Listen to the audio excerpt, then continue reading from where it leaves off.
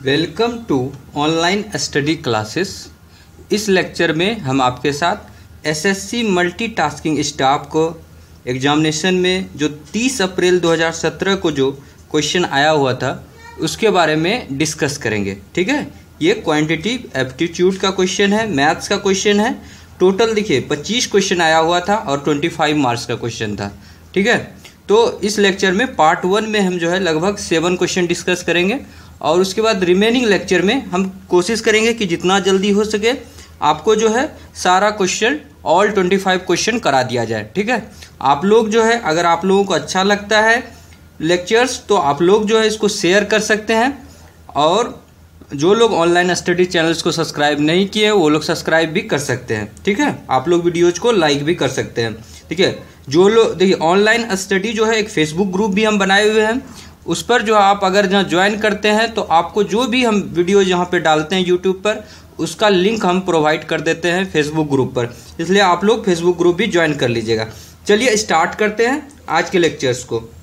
बहुत ही आसान क्वेश्चन आया हुआ था मैथ्स के सेक्शन से। ठीक है, टाइम एंड वर्क हम पढ़ाए हुए थे, उससे काफ़ी क्वेश्चन लगा है। ठीक है, तो चलिए पहला क्वेश्चन है कि यदि 30,000 रुपया अंकित मूल्य वाला कंप्यूटर, अंकित मूल्य मतलब होता है मार्क प्राइस। ठीक है, ये क्या होता है, मार्क्ड प्राइस होता है। अंकित मूल्य मतलब एमपी, मार्क प्राइस। ठीक है, कहता है यदि 30,000 अंकित मूल्य वाला कंप्यूटर, ठीक है, तो 28,000 में बेचा जाए तो 28,000 जो है आपका क्या है, सेलिंग प्राइस है। ये मार्क प्राइस है 30,000, एमपी है, और ये है एसपी, सेलिंग प्राइस है। तो छूट की दर क्या होगी, मतलब डिस्काउंट कितना दिया। देखिए उस पर जो है कोई भी आप सामान खरीदते हैं उसके ऊपर क्या होता है कि एक मार्क प्राइस रहता है, प्रिंटेड प्राइस रहता है, उस पर एक मार्क लिखा होता रहता है, उस मतलब उस वस्तु का कितना दाम है, वो उसका अंकित मूल्य होता है, वो मार्क प्राइस होता है। तो देखिए उस पर लिखा हुआ था 30,000 रुपये। ठीक है, उस वस्तु पर, उस कंप्यूटर पर जो है 30,000 रुपया लिखा गया था, लेकिन जब उसको देने लगा, उसको मतलब बेचा गया तो 28,000 रुपया में बेचा गया। तो कितना मिला, डिस्काउंट कितना रुपये का दिया गया। तो देखिए 30,000 रुपया लिखा हुआ था, 28,000 रुपया में उसने बेच दिया कंप्यूटर को, तो टोटल डिस्काउंट कितना दिया, 2,000 रुपये का। 2,000 रुपया जो है उसको क्या मिला, डिस्काउंट मिला। ठीक है, इसमें तो कोई दिक्कत नहीं, क्या किए 30,000 माइनस 28,000 किए तो 2,000 रुपये का डिस्काउंट हुआ। अब देखिए 2,000 रुपये का जो डिस्काउंट मिला है वो किस पर मिला है, मार्क प्राइस पे मिला है। मतलब इतना रुपया दाम था, इसी में से ना 2,000 रुपये डिस्काउंट करके उसको इतने में बेचे।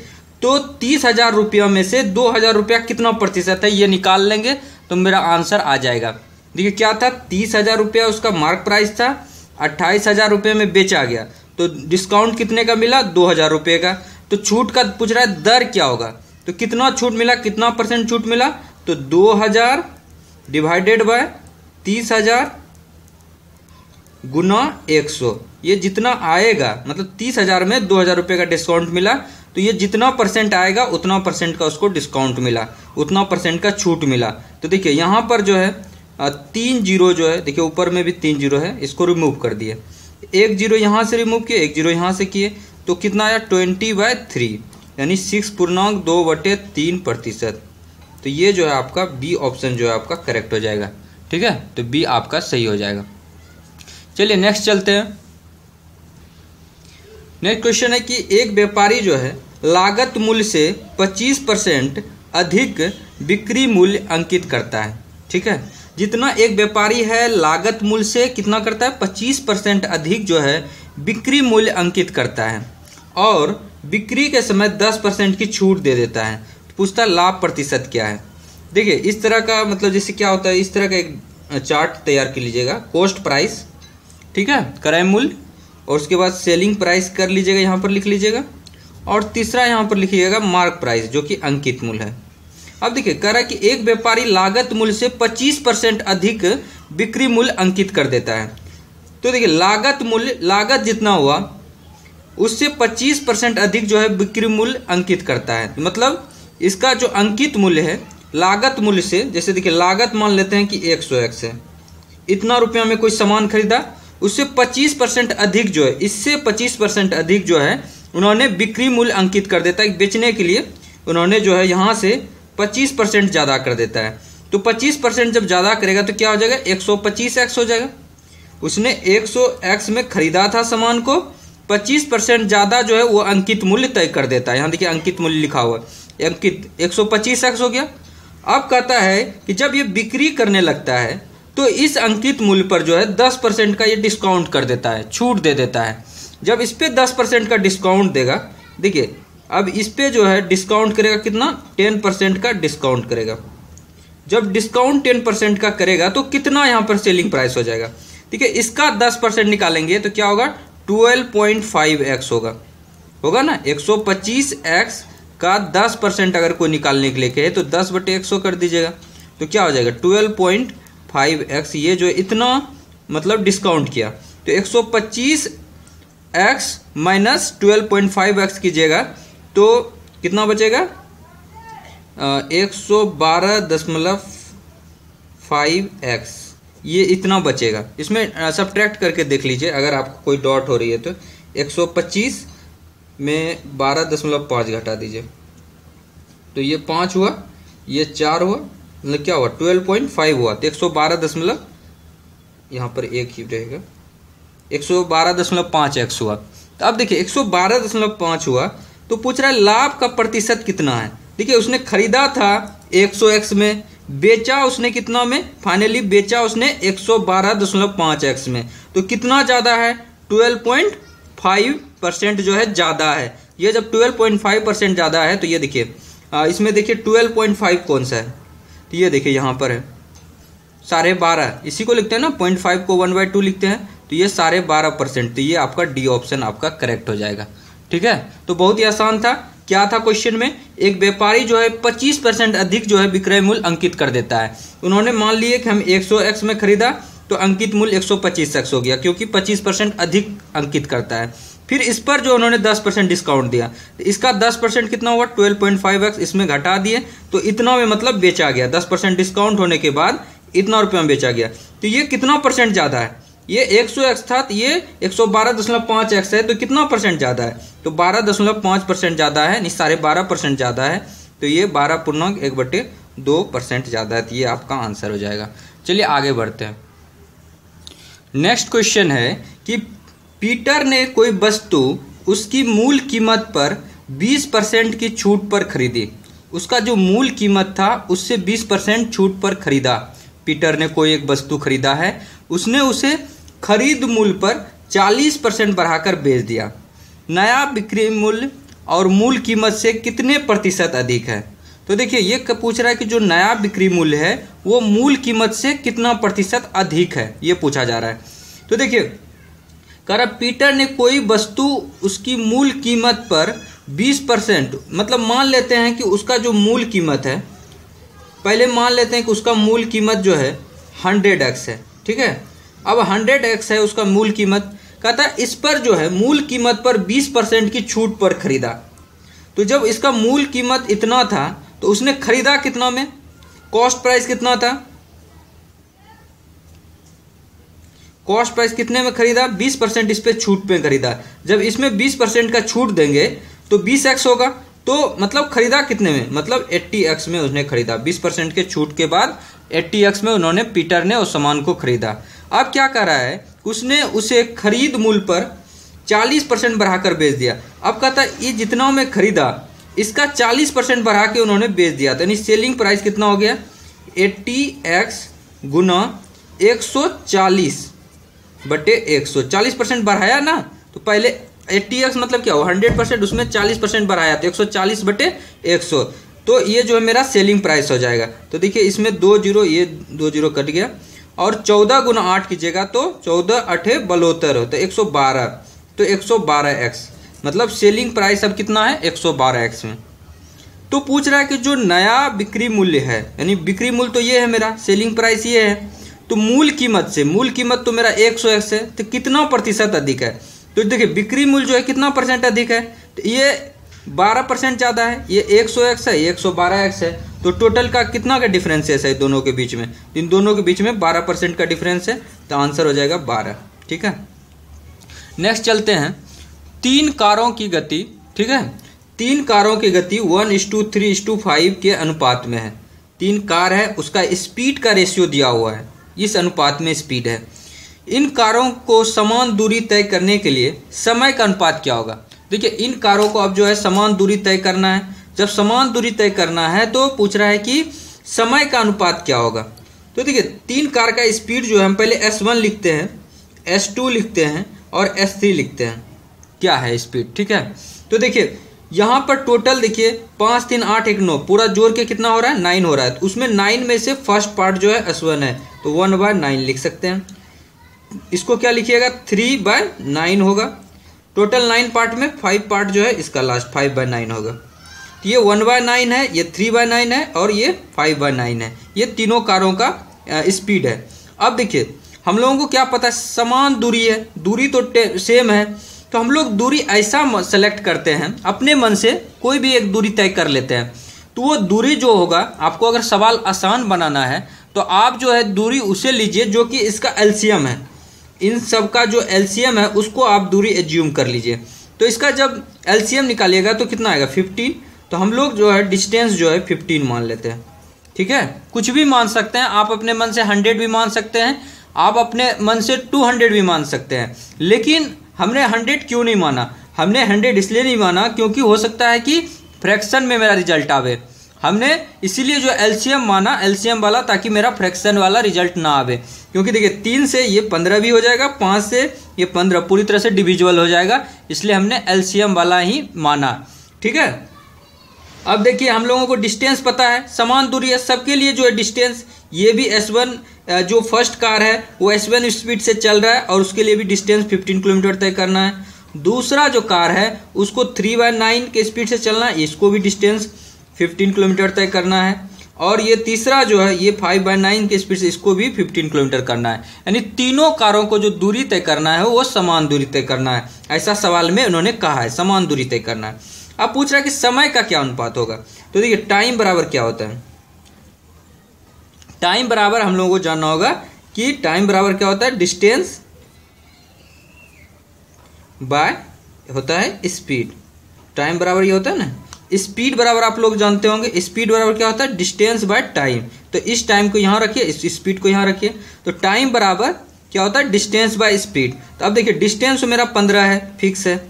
अब देखिए स्पीड जो है, पहले के लिए अगर स्पीड टाइम निकाला जाए तो ये T1 हम निकाल रहे हैं, पहले के लिए टाइम निकाल रहे हैं। तो स्पीड इसके लिए 1/9 है, तो 1/9 कीजिएगा तो ऊपर क्या चला जाएगा, 9 चला जाएगा, ठीक है। 1/9 रहेगा तो ऊपर 9 चलेगा, 9/1 हो जाएगा। तो 15 गुना 9 कीजिएगा तो 135 आता है। फिर T2 निकालते हैं, ठीक है। इसमें भी वही होगा, 15 गुना 9/3, 3 पचे 15, 9 पचे 45। फिर T3 निकालना है, तो देखिए T3 कैसे निकलेगा, इसमें भी यही होगा, 15 गुना 9/5, 5 तिया 15 और 9 तिया कितना हो जाएगा, 27। तो देखिए मुझे जो है एक मतलब आ गया कि टाइम का जो T1, T2 और T3 है वो 135, 45 और 27 है। तो देखिए इसका रेशियो पूछ रहा है, तो इसका रेशियो में देखिए सारा आंसर दिया हुआ है। तो हम लोग इस तरह से लिखेंगे, T1:T2:T3, यानी क्या हो जाएगा, 135 रेशियो 45 रेशियो 27। तो देखिए इसको जो है हम लोग 9 से देखते हैं कटा के। 9 से इसलिए कटा, 9 से ये पूरी तरह डिविजिबल है या नहीं, उसके लिए बहुत ही आसान मेथड से चेक करना। किस तरह से हम लोग चेक करते हैं, हम लोग क्या करते हैं कि इसको ऐड करके देखते हैं। अगर ये 9 का 9 या 9 आ जाता है जोड़ने से, तो आप समझ जाइए कि 9 से पक्का ये डिविजिबल होगा। तो 5 3 8 1 9, देखिए ये 9 हो रहा है, 5 4 9 7 2 9, इसका मतलब ये 9 से तो पक्का तरह से डिविजिबल होगा।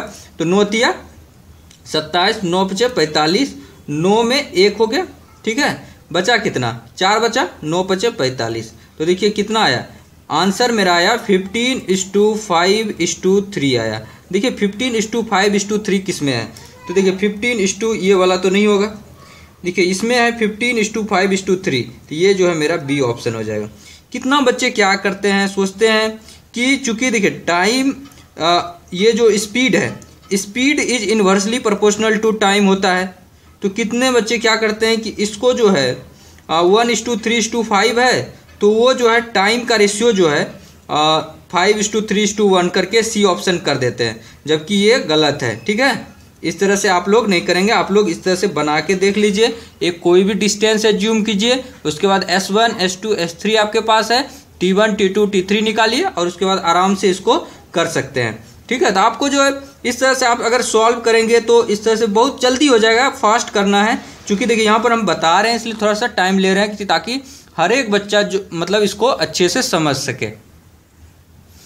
नेक्स्ट क्वेश्चन है 5th नंबर, कह रहा रुपी जो है 1980 को ए बी और सी के बीच इस प्रकार विभाजित किया जाता है कि ए का आधा भाग और बी का 1/3 भाग और सी का 1/6 भाग बराबर हो, तो बी का भाग कितना है। ठीक है, देखिए हमारे पास 1980 रुपया है। अब इसको 3 भाग में डिवाइड करना है, किसका ए को देना है, बी को देना और सी को देना है। ए को देना है, बी को और सी को। हम मान लेते हैं कि इस 1980 में से रुपया में से x रुपया जो है ए को मिला और y रुपया जो है बी को मिला और x y और z रुपया जो है सी को मिला। हमको क्या निकालना है, अल्टीमेट देखिए फाइनल मेरा गोल क्या है, बी का भाग कितना है, यानी बी को कितना रुपया मिला ये मुझे निकालना है। ठीक है, देखिए रुपया में दिया हुआ ना आंसर, तो मुझे बी को कितना रुपया मिला वो निकालना है, मतलब y निकालना है। तो देखिए अगर इन तीनों को जोड़ें तो x + y + z करें तो ये 1980 होगा। इसमें तो किसी को भी कोई भी डाउट नहीं है, क्योंकि उन्होंने ही खुद ही सवाल में कहा है कि 1980 रुपया को ए बी और सी के बीच इस प्रकार विभाजित किया जाता है, मतलब विभाजित कर दिया गया। अब देखिए इसने जो कंडीशन बताया, ए का आधा भाग करते हैं तो क्या होगा, x/2 आधा हो गया ना ए का, ए को x मिला उसका आधा कर दिया। वो कहता है बी का 1/3 करते हैं, 1/3 भाग, बी का 1/3 करते हैं तो y/3 हो जाता है, 1/3 भाग कर दिए बी का। सी का 1/6 भाग, तो सी बाय 1/6 भाग करा, c/6 कर देते हैं। ठीक है, तो यहाँ तक में मुझे लगता है किसी भी बच्चे को कोई भी दिक्कत नहीं है। अब कहता है 1/6 भाग बराबर है, मतलब सब बराबर है आपस में। अब चूंकि देखिए मुझे y निकालना है तो y वाला टर्म रहने देंगे, बाकी सब x को फिर यहाँ पर जो मतलब z है ना, z ये है, ये z है, माने हुए हैं z ये पार्ट, तो x को और z को भी y में हम लोग कन्वर्ट कर देंगे। तो यहाँ पर देखिए x को अगर करते हैं कन्वर्ट तो क्या होगा, x बराबर ये 2 उधर चला जाएगा, 2/3y हो जाएगा। उसी तरह z बराबर क्या होगा, z यहाँ रहने देंगे, इस 6 को इधर ला देंगे तो z बराबर क्या हो जाएगा, 2y हो जाएगा। तो x y z तीनों को जो है हम लोग क्या किए, कन्वर्ट कर दिए। x बराबर 2/3y, z बराबर क्या हो गया, 2y हो गया। तो इसको पुट कर देते हैं, इसमें बहुत आसानी से हम लोग निकाल सकते हैं। x के जगह हम लोग लिख लिए 2/3y, y के जगह y रहने दिए और z के जगह 2y लिख दिए, तो यहाँ पर 2y लिख देते हैं। और इक्वल टू देखिए यहाँ पर दिया हुआ है 1980 के बराबर है। तो यहाँ से देखिए हम लोग देखें तो 2y + y कितना हो गया, ये दोनों मिला के करेंगे तो 3y हो गया ना। अब देखिए 3y + 2/3y है, तो देखिए यहाँ से क्या करेंगे हम लोग, y ले लेते हैं कॉमन और यहाँ पर लिख देते हैं 2/3 + 3 बराबर 1980 लिख देते हैं। तो यहाँ पर कर लीजिए, आप लोग कर सकते हैं आराम से। अब तो केवल ये जो है आप कर लीजिए, 3 हो गया, 2 + 3 × 9 बराबर 1980। इसलिए y बराबर क्या हो जाएगा, y बराबर हो जाएगा 1980 गुना 3/11।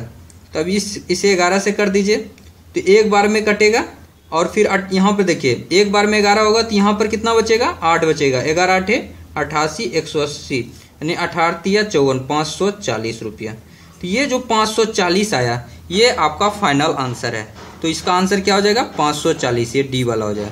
देखिए बहुत ही आसान क्वेश्चन था। क्या करना था, 1980 को 3 पार्ट में डिवाइड कर दिए, x y z, तो x + y + z बराबर 1980 लिख दिए। फिर उन्होंने जो कंडीशन दिया था कि a को आधा कर दिए, b को 1/3 कर दिए और c को जो है 1/6 कर दिए और सबको बराबर कर दिए। इन्होंने लिखा है कि बराबर हो जाता है। तो फिर उसके बाद एक क्या किए, y में रहने दिए, क्योंकि y ही मुझे से पूछ रहा था। तो x बराबर 2/3y हो गया, x बराबर 2/3, इसको इधर कर दिए, 2/3 हो गया।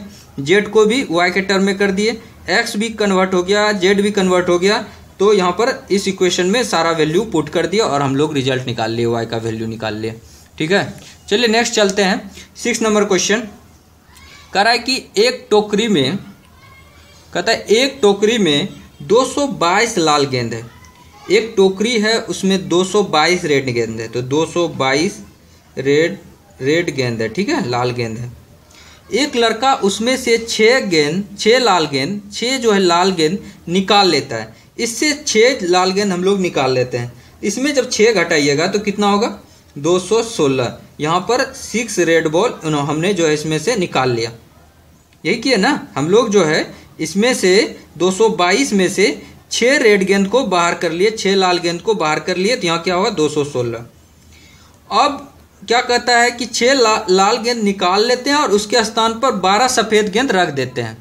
तो इसके जगह पर जो है 12 जो है सफ़ेद गेंद जो है यहाँ पर रख दिए, 12 वाइट गेंद रख दिए, यानी 6 निकाल लिए, इसमें से 222 में से 6 लाल गेंद निकाल लिए और 12 वाइट गेंद इसमें रख दिए। कहता ऐसा वह तब तक करता रहता है जब तक कि सभी लाल गेंद के स्थान पर सफ़ेद गेंद ना हो जाए। तो टोकरी में रखी गई सफ़ेद गेंदों की संख्या ज्ञात कीजिए।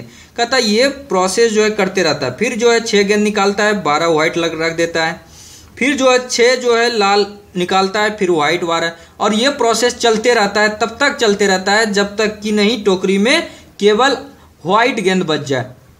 तो देखिए ये बहुत ही आसान था। देखिए इसमें अब देखिए 216 आपको पता है, 216 किसका है, 6 का क्यूब है। 216 किसका है, 6 का क्यूब, आप लोगों को पता है 6 गुना 6 गुना 6 कीजिएगा तो आपको 216 मिलेगा।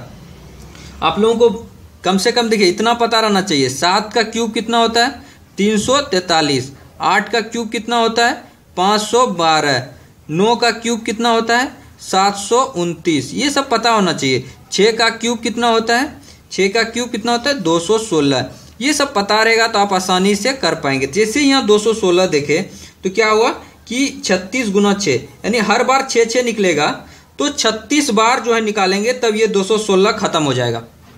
साधारण सा बात है कि 216 रेड गेंद को हर बार 6 गेंद निकालना है, हर बार 6 गेंद निकालना है, हर बार 6 गेंद निकालना है।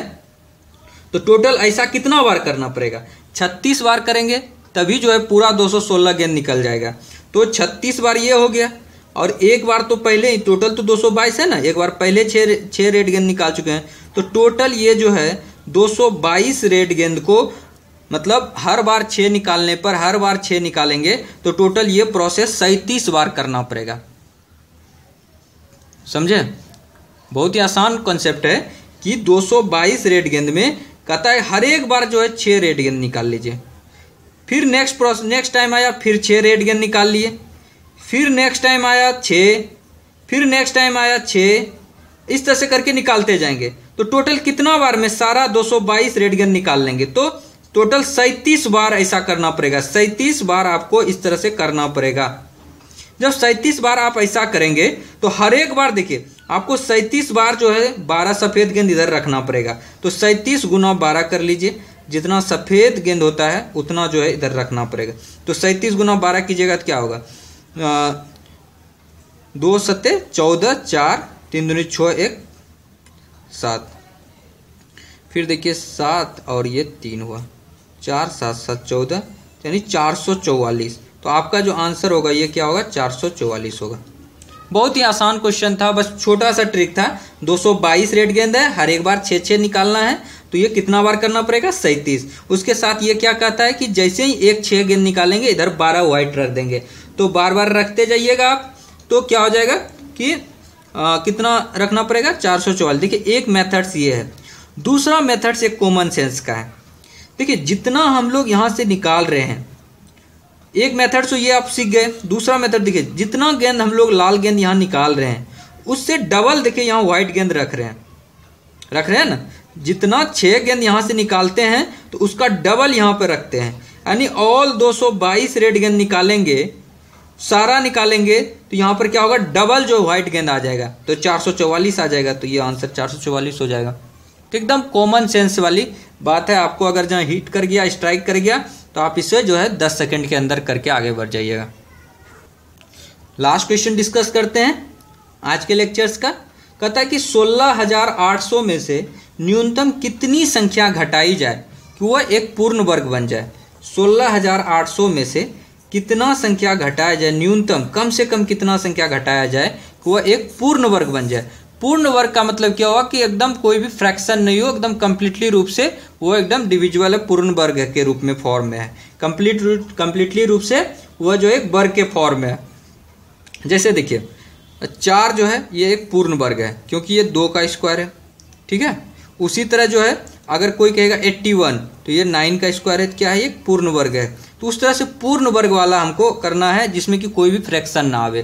तो देखिए इसको जो है हम लोग बेसिक मेथड से आसानी से इसको बना सकते हैं। किस तरह से हम लोगों ने पढ़ा था, पीछे से हम लोग करते हैं, पेयरिंग करते हैं, जो अनपेयर्ड रह जाता है उसको छोड़ देते हैं, ठीक है। तो यहाँ पर सबसे पहले अनपेयर्ड को ही खत्म करते हैं, तो एक बार में खत्म होगा तो क्या हो जाएगा, यहाँ पर 1 होगा और यहाँ पर 2 होगा, 1 + 1 यहाँ पर 1 आ जाएगा, 1 × 1 कीजिएगा तो यहाँ पर आपका खत्म हो जाएगा। फिर 2 पेयरिंग में आता है तो 68 आ जाएगा। इसको कितना से करें, अगर देखिए यहाँ पर 3 रखते हैं, यहाँ पर भी 3 रखते हैं, 23 × 3 कीजिएगा तो 69 हो जाएगा। इसलिए हम लोग 69 नहीं करेंगे, 2 से कराएंगे। तो 22 × 2 कीजिएगा तो क्या होगा, 44 आ जाता है। तो यहाँ पर 4 आ गया और यहाँ 24 आ गया, यहाँ पर 2 रखिए, 24 हो गया। अब देखिए यहाँ पर 24 है, यहाँ पर 2 0 इस बार आ जाएगा डायरेक्ट। तो हम लोग क्या करेंगे, इसको जो है अब देखिए 10 बार में मतलब 2400 आता है अगर इसको 10 से गुना करते हैं, लेकिन हम लोग यहाँ क्या करेंगे, 9 से करके देखेंगे। 249 × 9 करते हैं तो 9 9 81 1 8 9 चौके 36 36 8 8 6 14 44 44 करे 4 9 18 4 22। तो ये देखिए 9 बार में हम लोगों को आ रहा है, तो हम लोग 9 से इसको कर देते हैं। तो इसमें क्या होगा, 2241। तो इसको कर लीजिए, सब्ट्रैक्ट कर लीजिए। तो ये जो है आपका कितना आ गया, 9 हो गया, यहाँ पर 5 हो गया और यहाँ पर 1 आएगा, यानी 159। अगर यहाँ 2400 के जगह आप ऐसे सोचिए, अगर यहाँ पर 2400 के जगह अगर 2241 रहता, सपोज अगर यहाँ पर 2400 के जगह अगर 2241 रहता तो ये पूरी तरह से डिविजिबल हो जाता, यहाँ पर शेष जो है 0 हो जाता। लेकिन यहाँ पर तो 2400 है ना, इसलिए जो है हम लोगों को कम से कम कितना 2400 में घटाना पड़ेगा कि ये पूर्ण वर्ग बन जाए। तो 2400 में अगर 159 आप घटा देते हैं तो ये 2241, 2400 जो है 2241 बन जाएगा। तो ये जो है पूर्ण रूप से आपका एक वर्ग बन जाएगा। तो 2400 में आपको 159 कम से कम घटाना होगा ताकि वो पूर्ण वर्ग बन जाए। तो यहाँ देखिए 219 है, तो ये मेरा आंसर नहीं होगा। 159 देखिए यहाँ पर है, तो यहाँ पर ये 159 हो जाएगा, ये आपका करेक्ट होगा, ठीक है। तो आपको ये वीडियो कैसा लगा आप हमारे कमेंट बॉक्स में मुझे बताइएगा, ठीक है। अगर आपको वीडियो अच्छा लगता है तो आप लोग शेयर जरूर कीजिएगा, ठीक है, शेयर जरूर कीजिए, वीडियो को लाइक कीजिए। और जो लोग अभी तक ऑनलाइन स्टडी चैनल्स को सब्सक्राइब नहीं किए हैं वो लोग सब्सक्राइब भी कीजिए, ठीक है। शेयर करना नहीं भूलिएगा। Thank you so much friend for watching this video. Thank you so much.